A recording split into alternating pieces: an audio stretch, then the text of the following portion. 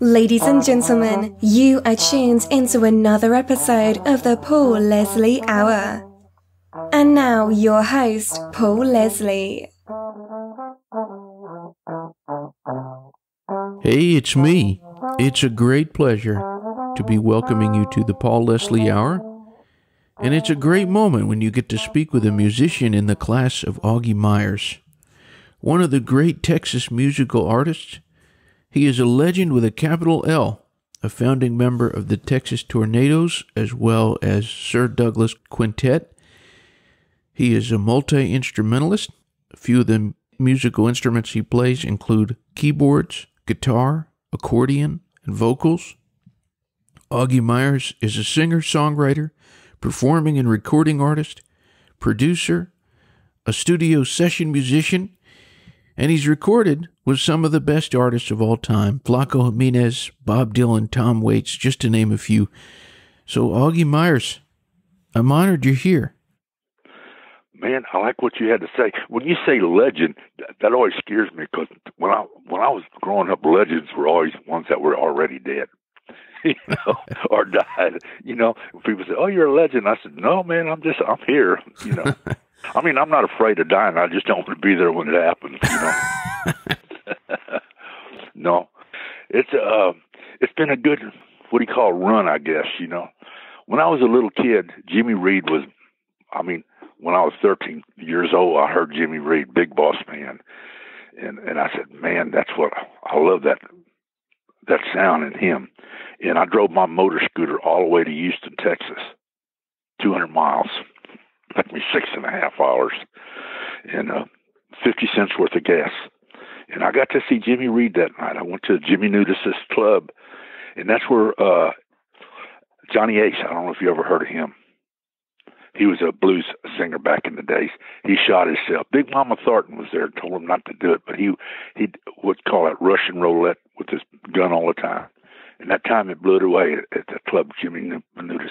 But I got to see Jimmy Reed, and then years later, I had my band playing in Houston at a club called the Liberty Hall, and I opened the show Thursday, Friday, and Saturday for Jimmy Reed.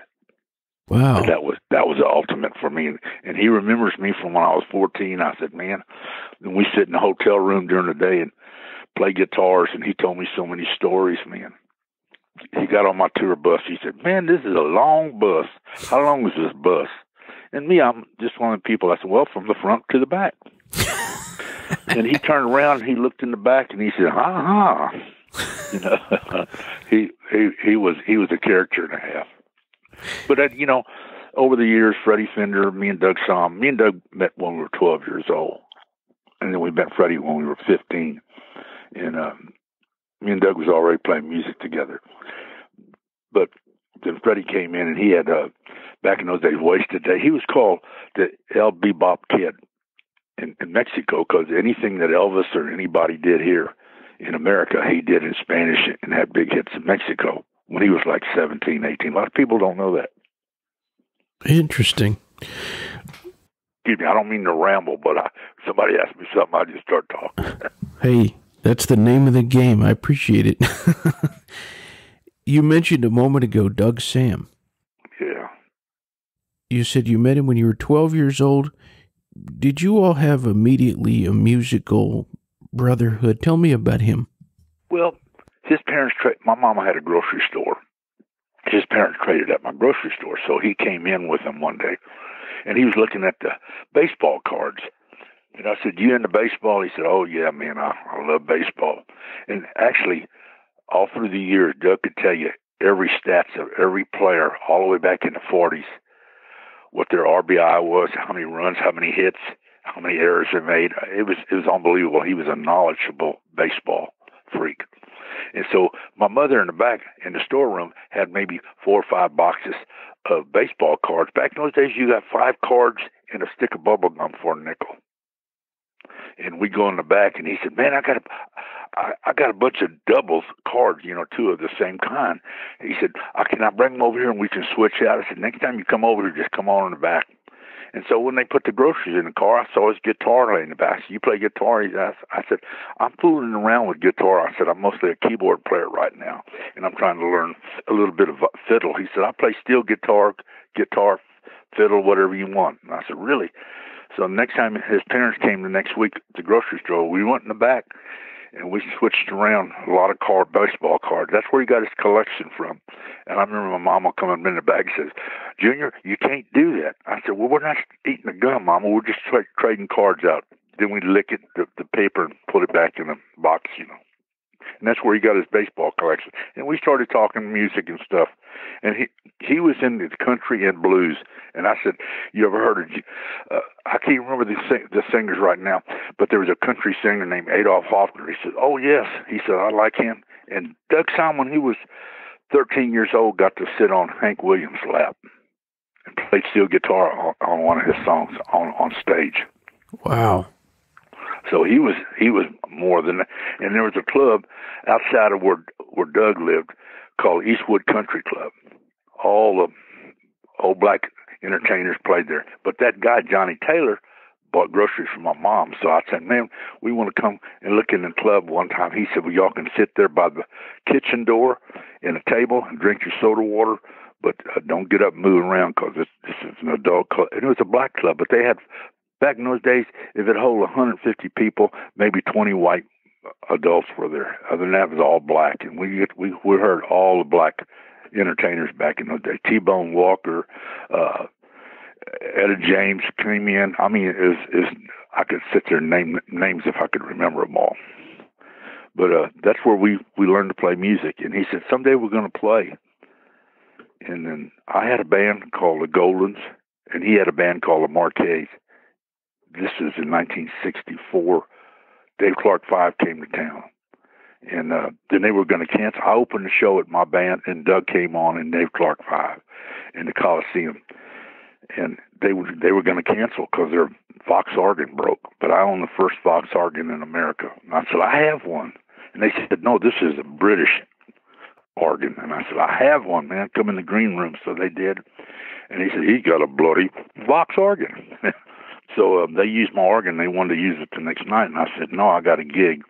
And then Huey Moe, who produced a lot of acts back in the day, said, "You and Doug Sam know each other?" And we said, "Yes." And Doug said, "Oh, we've been friends for years now." He said, "Well, y'all both got long hair. We both got kicked out of school for long hair. And we went to different high schools." And make a long story short, he said, "Put a band together and I'll put a record out on y'all." So Doug came up with Sir Douglas, and I came up with Quintet, and that's where Sir Douglas Quintet came from. You mentioned seeing Jimmy Reed, and I'm curious to know, what are some of the other artists that you would say have had a big influence on the Augie Meyers sound?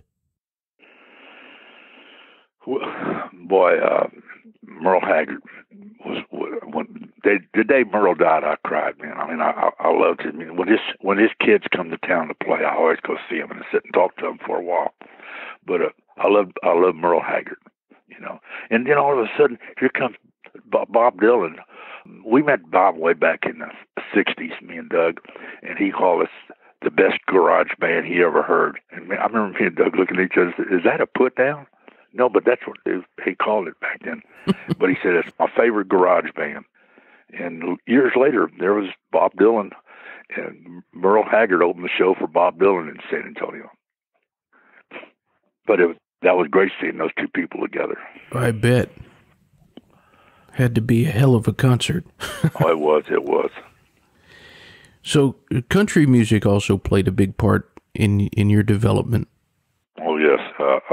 When I lived with my grandparents till I was almost 10 years old. I couldn't walk. I had polio on my left hand and also on my legs, and I didn't walk. So I was at home with my mom. I started living with my mom and dad back when I was 10, and all of a sudden, across the street was this bus. And to this day, and I've tried to figure out who it was, but there was a bus, and at night, 7 o'clock in the evening, Friday or Saturday, they'd come in and they'd get out of that big old bus and singing a song, laughing and drinking beer. 3 o'clock in the morning, that bus pulls back up and let those people off across the street. laughing and singing and drinking beer. And I said, Mama, what? They said, they're musicians. And I said, well, that's what I want to do. Until this day, I don't know who that band was. So then my parents got a divorce when I was 15, and I just kind of went on my own then. But the country music I really loved back in the, Leslie Fazell was there. Oh man, I can't even think of Hawkshaw Hawkins. I don't know if you know any of these people I'm naming. And I get my daddy and his 4 brothers were all rodeo people. When the rodeo come to town, they were calf ropers, bucking horses and riding them things. And we'd be backstage, and there'd be Roy Rogers. Sometimes there'd be Gene Autry. There'd be Tex Ritter. We'd get to see all these people, man, and it was fun back in those days. Well, just those names. I don't know all those people, but a lot of them I do. Who has left you in a state of awe? Do what, sir? Who has left you in a state of awe when you met them? Who were you in awe of when you met them? All of them.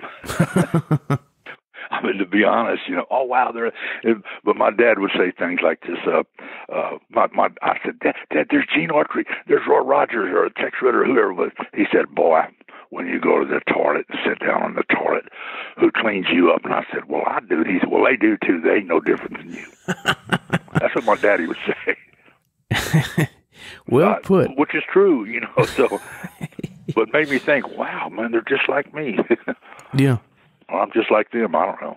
I'm just going to say it was a wonderful time growing up and all that, got to be backstage. I'll tell you a funny story when I just said Gene Autry.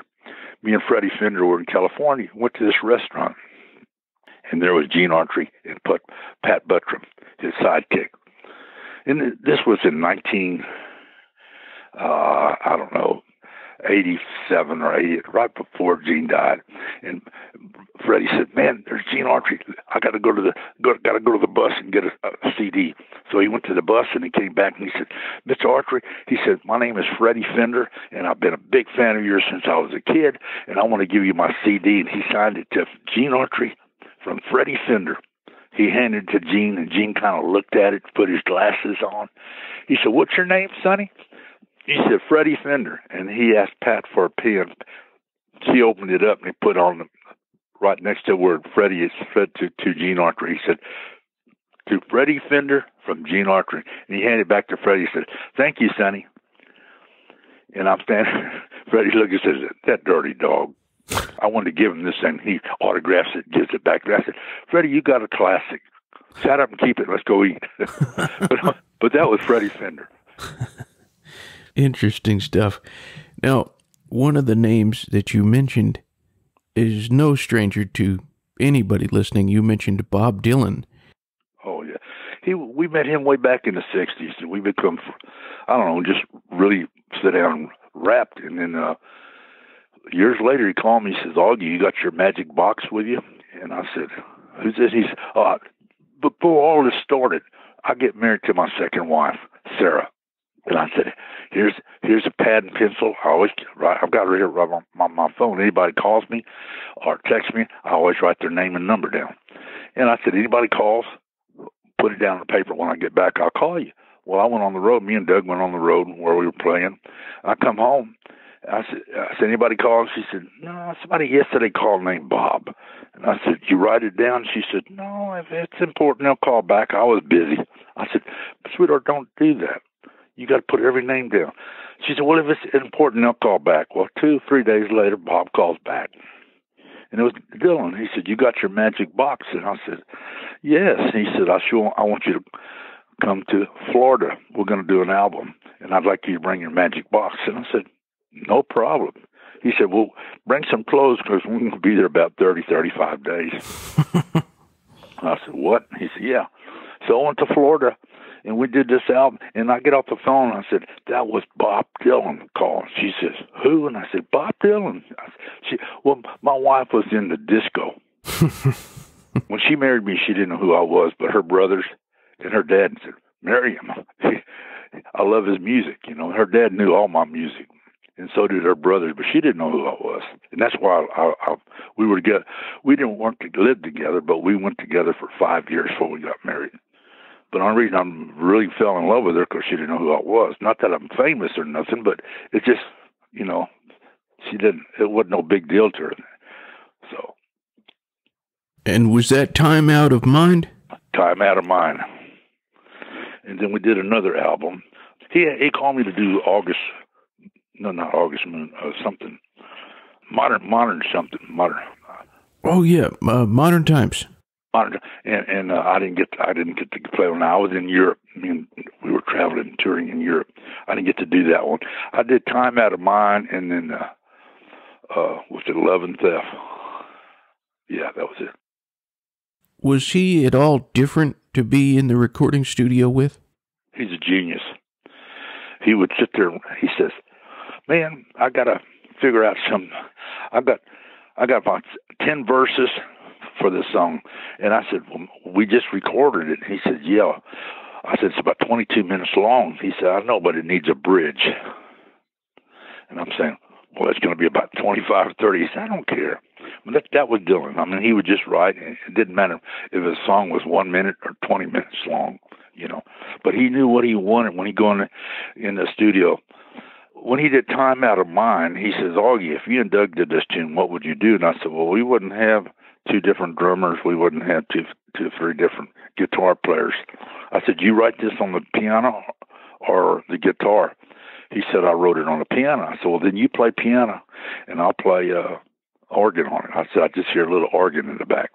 And that's the way we did it. And he would ask me questions like that, and which was nice. Now his bass player, Tony Garnett, I just talked to him yesterday, and I talked to his guitar player yesterday also, Charlie Sexton. And they were supposed to go to Japan this last month on tour and then go to Australia. Bob don't like time down. He likes to just keep playing. But everything got put on hold. He's a remarkable... he knows what he wants before he goes in the studio, but then sometimes he sits there and says, "How would you do this?" And that I like that in a singer when they'll ask you, "I wrote this song, but how do you think it should go?" I do that when I'm in the studio sometimes with my band. I'm glad that you mentioned Tony Garnier. He has played with Bob Dylan longer than anybody. Oh yeah, he's been with him 16 years now. He was with Ray Benson, Sleep at the Wheel before that. He's a Louisiana boy. What is Tony like? Oh, he's a great dude. He just bought himself a brand new motorcycle. And when we talked the other day, he says, "Oh man, I got to pay my motorcycle payment." All for you. We're not working, so. I'm curious because there's such a sound of Mexico in a lot of your recordings. What kind of influence has Mexican music had on your life? Well, we live in San Antonio, which is 145 miles from Laredo, Texas. That's where my wife is from. And right across the Laredo is a border to Mexico. My daddy always listened to conjunto music. And he used to tell me, "Boy, if you learn to play that kind of music, you'll go someplace." And every time somebody dies, that I really like when Freddie Prinze passed away, I went and bought an accordion. I happened to be in Little Rock, Arkansas when he passed away. And I went to a pawn shop and bought me an accordion and started learning to play it. Everybody said, "Hey, someone try to play some polka stuff." Well, Doug now, he played a bajo on some of our songs. A bajo is a Mexican guitar. It's a 12-string guitar. It's got piano strings on it. And we did, Who Were You Thinking Of? There was a song I found that was by some country, 2 brothers, country. I can't think of their name right now, but they're from Nashville. They wrote Who Were You Thinking Of? We were making love last night. We did it in more of a polka type thing. Even She's About a Mover, if you look at that, it's a polka beat. And we put rock and roll lyrics to it and just made more rock and roll, but it was a polka beat, it's a backbeat. That's a lot of conjunto. That's called the Spanish music, like Hey Baby Que Paso, or Velma from Selma, or Dinero. Those are conjunto tempos. But I love that kind of music. I always grew up listening. When I was little, learning to play piano, I would play waltzes. in backbeats of songs that I heard on the radio. You know, my grandfather had a transistor radio. He listened to the farm report in the morning, and my grandmother, they were Polish. I talked Polish till I was 7 years old, and they would sit there and listen to the farm report, and then a song would come on. It'd be a polka, a waltz, or something, and my grandmother would say, "Yes, Maria," and she said, "Those people at 5:30 in the morning, they're drinking already and they're drunk." She said, "How did they do that at so early in the morning?" She couldn't understand how they were. She didn't think that there were records. Interesting. Oh, yeah. I'm hoping you can tell us about Los Texas Tornadoes. And tell us about the formation of that group. Well, after we moved back from California, after the earthquake came in 1972, we moved back to Texas. We just hung out and just played different places. And Doug, I then bought my accordion, and I had my band, and Doug had his band, and we played off and on after the quintet. We didn't break up. We just kind of did different things, but we still played this quintet. And Doug got to himself a Bajo, and I brought my accordion over, and we started playing some polka stuff, and we were just having a ball. And all of a sudden, I wrote this song called "Hey Baby, Que Paso?" And Doug said, "Man, that's a great tune. What are we going to do with it?" I said, "Well, I put it out on my label, and it did real good. I sold it to Atlantic Records. They didn't know what to do with it. Huey Moe told me to buy my contract back, which I did." And Jerry Wexler was a good friend of mine, me and Doug. I mean, he called us, and we called him like twice a month, just BS and talk. And I said, "I got to buy my contract back." There's a disc jockey in New Orleans that said that the rep from Atlantic Records went to the disc jockey. The disc jockey said, "Hey, you have Augie Meyers' new album, My Main Squeeze?" And he said, "You don't want to hear that crap. It's just polka music." And he called me and the DJ called me and said, "You got a problem, Augie." And then I called Jerry Wexler, and they fired that guy the next day. And Wexler said, "What do you want to do?" I said, "I want to sell my contract back. I want to buy it back." He said, You can't. You got to give us all the money back we gave you, and then you got to buy everything in the warehouse," which was $17,800 worth of 45s and cassettes and albums. The CDs wasn't even come up yet in those days. So I bought all that stuff back, gave him the money back, borrowed money against my car, and got all the merchandise. I sold that on my shows, and then Doug says, "Man, Warner Brothers wants us to put a super group together. What do you think?" I said, "What kind of group?" He said, "I don't know. Let's figure out." He said, "Let's get Freddie Fender." And I said, "Let's get Flaco Jimenez." Flaco and Doug and me were already a good. Flaco played on one of Doug's albums was when we were on Atlantic Records, and we were all just old buddies and so we put 4 of us together and called it the Texas Tornadoes, and that's where the rest was history. Some of our listeners might not be aware of the great artist Flaco Jimenez, and I'm hoping you can tell us about this really, really talented man.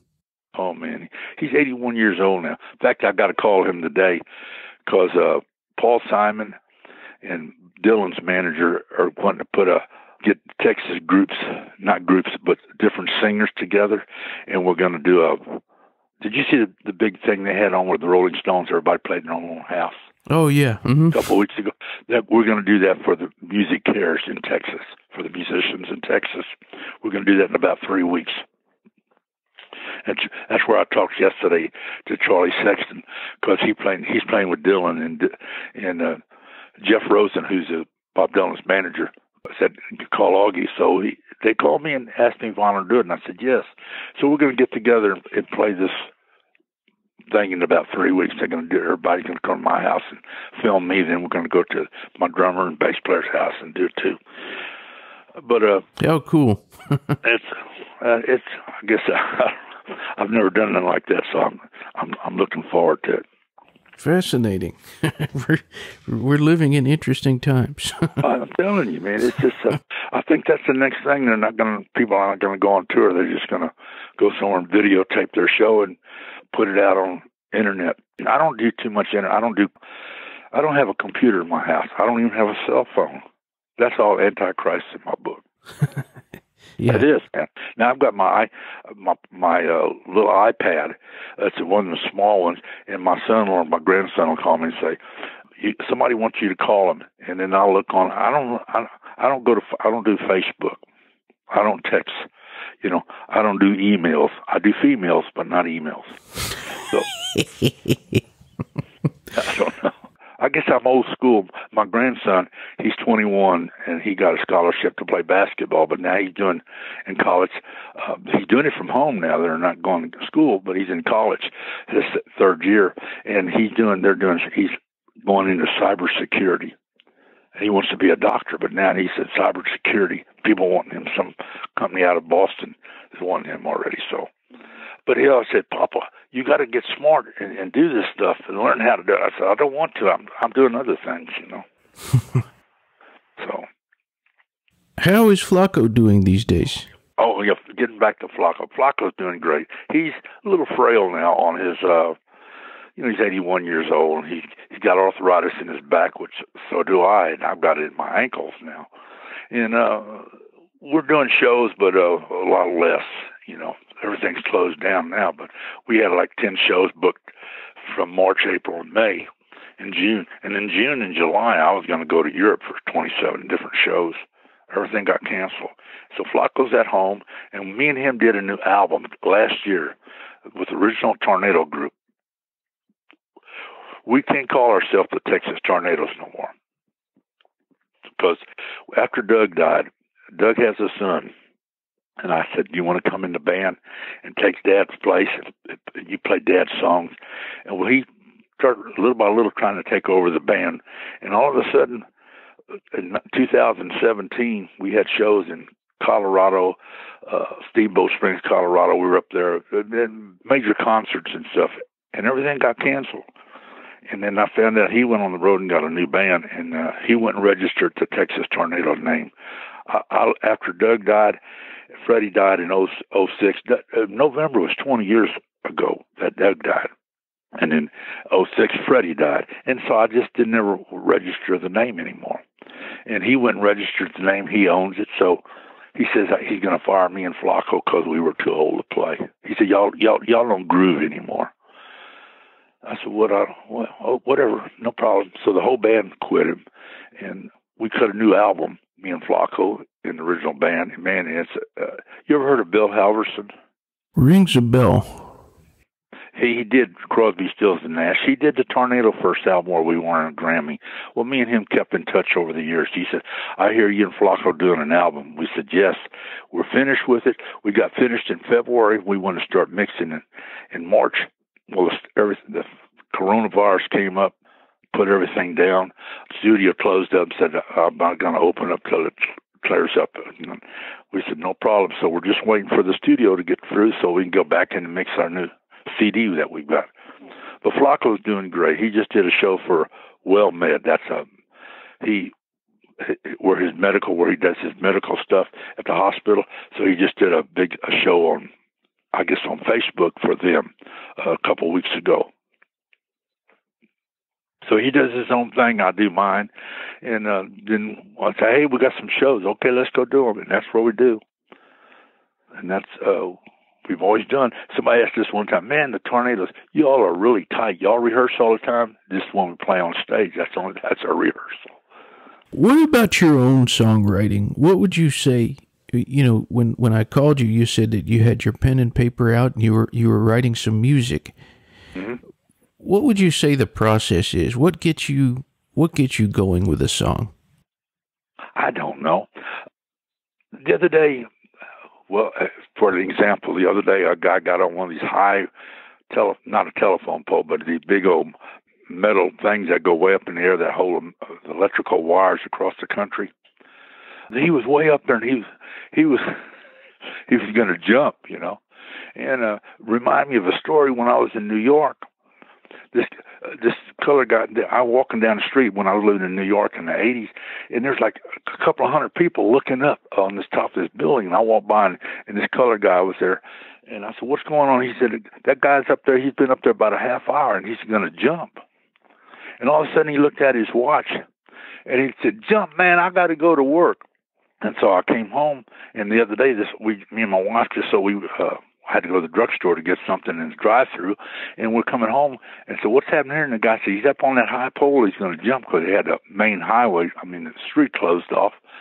And so I came home, and I'm writing this song now called "Jump, I Got to Go to Work." So just little things like that. It's going to be a stupid song, But I don't know, something just catches my eye, and I just put it down, start writing songs about it. But I've got, right here in front of me, I've got about 8 to 15 pages. I write a verse or maybe a couple of lines of a song. And then when I ain't got nothing to do, I'll just go back through those letters. Sometimes I'll put 4 or 5 pages together and make a song. And also I've been writing on my book. I got a book I'm writing, my auto book about me growing up and everything. So I'm doing all that, and I got another book I'm writing on just about stupid stuff. Tell us a little bit about this autobiography you're writing. What do you find that experience to be like? It's hard. When I started doing this about 3 years ago, I said to him, man, my son said, you ought to write. Everybody told me, Augie, you got to write a book about everybody you met and people you played with and over the years. But I wrote like 3 pages, and my son told me, he said, Dad, you started when you were born, and the 3rd page is when it's all over. There's more to it than that. And I'm saying, yeah, there is. Now I've got about 175 pages written. But when I was in Europe last year, a guy came up to me and says, hey, play this song. Can you play this song? And I said, well, what song? He told me, and I said, I've never heard that song. He said, you wrote it. And I said, I did. He said, yeah. And I said, but I didn't record it. He said, oh, no, Gene Vincent recorded it. You remember Gene Vincent? Oh, yeah. Bebopalula. Well, back in the 60s, he was living in California, and a friend of mine called me. He says, Augie, I've got Gene Vincent going in the studio. Can you write me a couple of tunes for him? So I wrote 3 or 4 songs, but I totally forgot. I never got a CD. Not a CD. I never got an album back in those days of it. All of a sudden, I did it, and then the earthquake came in '71, and we moved back here, and I totally forgot about that. I wrote some songs for Gene Vincent. And then last year, I was in Rochester, New York, playing a club, and the guy owns a record shop called Hip Hop. Come in, and he said, hey, man, I got a lot of your stuff, Doug stuff, Freddie's and Flaco. And he said, you wrote a lot of songs for different people. And I said, yes, but I don't remember. I said, somebody told me I wrote some stuff for Gene Vincent. He said, I got that album. So he gave it to me. And then I listened to the song. I said, God, that's a terrible song. That's a terrible song. I don't even want to be associated, but it was, I wrote it for Gene Vincent. So I said to myself, what was I thinking about writing that song, Can you tell us about, have there been other people who have recorded Augie Meyers songs? You mean other people have done my songs? Yeah. Well, there's been, I can't even think he's dead now. What was it, Down in the Boondocks? Oh, yeah, Billy Joe Royal. Billy Joe Royal. He did one of my songs called, what was it called? Sugar Blue. Me and Freddie Fender was on you said who I played with a while ago, made me think. Me and Freddie did an album right before, about 3 or 4 years before Freddie died, was with Glenn Campbell. Now, Glenn Campbell, back in the 60s, opened a show for the Sir Douglas Quintet. All it was just him. He played an acoustic guitar and a banjo. He did 30, 40-minute show, which is just Glenn Campbell by himself. And you forget about all these kind of things. People told me that, and about a month ago, I started writing, oh, Glenn Campbell, yes, we were with him, so I wrote 2 pages about Glenn Campbell, You forget about all this stuff after a while. The people tell me things. It's like Tom Waits. I've done several albums with him. When I was on the road with him, and John Hammond's another guy, Then what's Sweethearts of the Rodeo, Boy, I can't even think of all those girls' names anymore. But I've done so much stuff like that, and it's just, what do you call them, sessions you do with them. Mm-hmm. And you just go on and think, well, they'll send me a CD or they'll send me an album, and they never do. The company never sends it, so Uh, 2 years ago, I just did a thing with Jeff Bridges. Oh, yeah. Actor, and as we're getting off the stage, he calls me and he said, "Hey, man, I'd sure like you to play piano with me. I'm doing an Austin City Limits thing." I said, "Oh, yeah, I'm open that day." So I went there, and I played on stage with him for about 2 hours, and we got through, and he said, "Man, me and my brothers used to come see you and Doug play." He said, "I'd love to be a full-time musician, but I've got this other job." And then I said, "Yeah, I feel sorry for you." We laughed and everything. But then another day comes by, and he's gone and you're gone, you're somewhere else. But I mean, all these people pass through your life, so. Well, I'm glad a moment ago you were mentioning Tom Waits. It was the first time when we chatted for a couple of minutes, I pulled out this Bad As Me album that I had. Uh-huh. And then I saw your name, and I thought, man, I was just talking to that guy. He's a character, man, Tom Waits. He called me. He said, "Augie, we're going to go on the David Letterman show. Then the next day we're going on the Jimmy Fallon. We did this album, and I said, okay, what song are we going to do?" He said, "Learn all 14 of them." I said, "Tom, you're only going to do one song on each show." "Yeah, but I don't know what song I'm going to do." And I said, "I didn't play on all the album. I just played on about 5 or 6 of the songs." He said, "Learn them all. I don't know what I'm going to do." So I sit back and learned. Then we went to New York, and we stayed 4 days in a rehearsal studio learning all the songs with the whole band.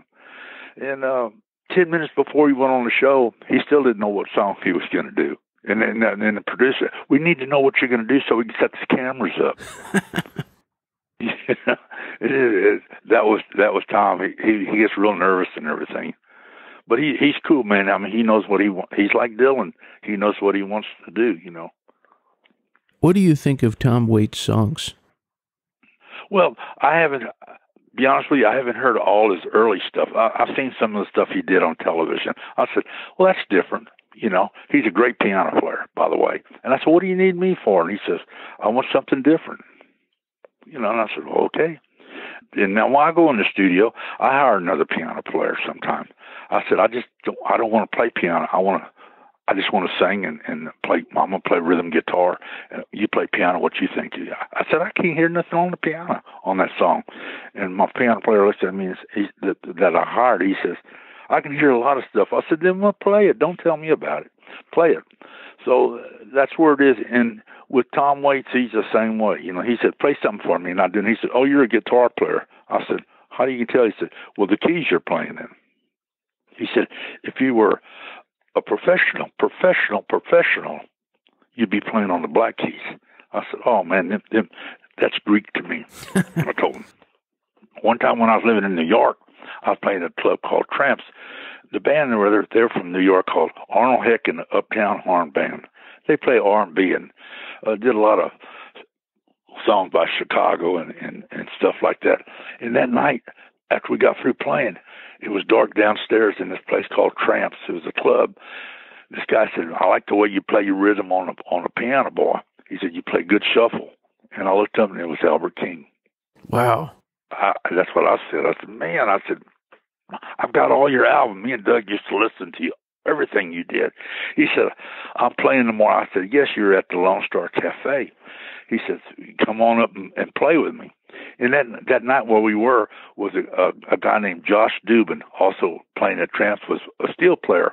He's from up that part of the country, but he moved down to Texas, and he played with me for about a year, and then he moved back to New York. And that night we happened to both be at Tramps, and Albert King walked up to him and said, "Man, I like the way you play steel. You play good blues on it." He said, "Well, thank you." He said, "I'm playing at the Lone Star." He said, "Augie told me already. We're coming tomorrow night." So he got us both up the next night. And he said, "Augie, I'm going to do this song in C sharp minor. Kick it off, Augie. 1, 2. And I'm thinking, sharp, I just don't play in sharps keys or flaps. I can play it, but I don't like to. And I did. And his other keyboard player looked at me and said, "I had to woodshed 6 months for that motherfucker to learn to play in the sharp flats." And I said, "Okay, no problem." But I did 3 or 4 songs with him. When we got through, we were upstairs in the green room. He said, I'm playing in Boston tomorrow. You want to go with me up there, Augie? And I said, sir, I got a gig. And he looked at the steel player, Josh. He said, you want to go up there tomorrow, Boston? And Josh said, how much is it going to pay? And Albert King took his pipe out of his mouth, and he says, did you learn anything from the King tonight? And Josh said, yeah, I learned I'm not going to Boston. True story, man. I just cracked up laughing. And so did Albert. Albert drove his own bus. How about that? You know, he couldn't read and he couldn't write. He couldn't read and write. To be honest with you. Guess he didn't have to. No, he didn't. You know? Yeah. Well, you know, you've mentioned so many iconic people that you've crossed paths with. Who would you like to work with, whether recording or performing? Who would you like to that you haven't yet? Boy, that's a hard one. You know, I don't know. There's so many people out there I admire. I never cared for Lady Gaga until she played piano one time. I saw her on television playing piano. I said, that lady can play. She's a great artist, you know, in her own right. I don't know. I'll be honest with you. Everybody I'd like to play with are gone already. You know, I mean, they're passed on. They're you know. I don't know. I wouldn't know. Well, whenever somebody listens to something that you recorded, or when they're at one of your shows, what is it that you want the listener to get from that experience of hearing you? I don't know. Yeah. See, I don't like to play dances. I play listening rooms the last 5 years when I play with my band, because I tell stories and tell jokes and have fun. I play piano a little bit, and accordion and guitar, and sometimes my son will play just percussion behind me. And some songs I do, I look at people's reaction, and sometimes people are crying on the song that I sing. I'm saying, why are they crying? That song reminds me of my mother, or that song reminds me of my first wife or my husband or something. And I said, well, I'm sorry, I didn't, when I wrote it, I wasn't thinking about it. I didn't even know who you were or what. You know, so that gets me, bothers me that I make it. People say, no, man, you people are listening to you. They're really paying attention to what you're doing, which I appreciate. I really do. And that shows that they're listening to what I'm saying. So I'm always trying to say the right thing at the right time. Somebody just wrote me yesterday and says, Augie, Tennessee Blues, how does that go? And I'm saying, well, listen to it. My son told me, he said, what are you going to tell that guy? And I said, well, just write back and tell him, find the record. If he wants to learn how to play piano on Tennessee Blues, listen to the record and play by ear. That's what I did. That's what I had to learn, you know. There's so much stuff that I want to put out and record yet before I ever pass away. I'm a big reader. I read a lot of books now. And I'm looking right now at my back of my book, and I've got about 300 books that I haven't read yet. And about another 150 that I've read in the last 2 years. There's so much stuff I want to do, and so many songs I haven't written yet. But somebody asked me the other day, what's the best song you haven't written yet? And I said, a song that you like that you haven't written. I said, I don't know. I haven't wrote it yet. So, I mean, what do you tell people, you know? What is the best thing about being Augie Meyers? Well, I don't know how to explain that one neither. I mean, you had some good questions. No, I don't know. I guess just being myself, you know.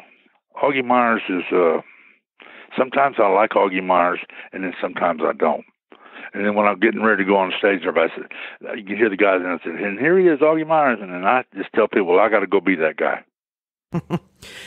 Well, on that note, if you could come close, you know, I put all these labels on you that you're a singer, songwriter, recording artist, a studio musician. You have so many titles of who you are. I should have added humorist also and storyteller, because you definitely are a great humorist and storyteller. But who is Augie Meyers at heart? I think he's a good guy, you know. I think if I'm down to my last ride, I think I wrote it all, rode through my life. It's my dreams have come true. You know, I don't complain about nothing. You know, people call me and say, "Oh, how you doing?" I said, "I'm maintaining and I'm not complaining." You know, that's, if I had to do it all over, the only thing I'd do is probably change my underwear more. I don't know, you know, man, I enjoy life, you know, and it really bothers me when I see a little kid in wheelchairs, because I was, you know, I didn't walk till I was 10. And then you see some guy running around robbing people and killing people for a nickel or a dime or a dollar, you know. And I ask the good Lord all the time, why is that? You know, the only thing that when I die, if I get to go to where I want to go, you know, I have a cross. People said, "Well, I see you found the Lord." I said, "I've never lost him." You know, it's. Why do you ask me? If you were a Christian, you wouldn't ask me if I was a Christian. That's the way I look at it. I have a motto in life, Paul, and it's just like, I want the most, I expect the least, and I appreciate what I get, and I run like hell with it. I love that. You know, I've been living that all my life. Not yet, I haven't. You know, people always say, "You live in this town all your life?" Not yet. You know. Well, I want all the listeners out there, if they want more information, it's AugieMeyers.com, AugieMeyers, AugieMeyers.com. And Mr. Meyers, you have done my soul good. It's been great to talk to you. Hey, man, it's great. You know, I was going to ask you before you hang up, give me your address when I got a new CD I'm working on. In fact, I wanted to go in the studio. I called last week, and they said, "We're going to be open probably by the end of May." I'm doing a whole album. I've got 8 songs cut already. Just me and the piano. No bass, no drums, no guitar. Nice. And one song I have 4 cellos on, and a few other songs I have a violin player on. And that's it's a good listening album. So give me when I'm through, I'll send you some of my stuff. Okay. Yeah, wonderful. God bless you, sir. Well, thank you. You have a good day and be safe. All right, man. All right. Thank you. Thank you. Thank you for your time. My pleasure. You got it. Bye. Bye. Thank you for listening to the Paul Leslie Hour. Hosted, written, and produced by Paul Leslie. Intro theme song, Alexander's Ragtime Band, written by Irving Berlin, performed by Dan Barrett. Outro scatting G Things, improvised, performed, and produced by John Goodwin. Until next time. Goodbye.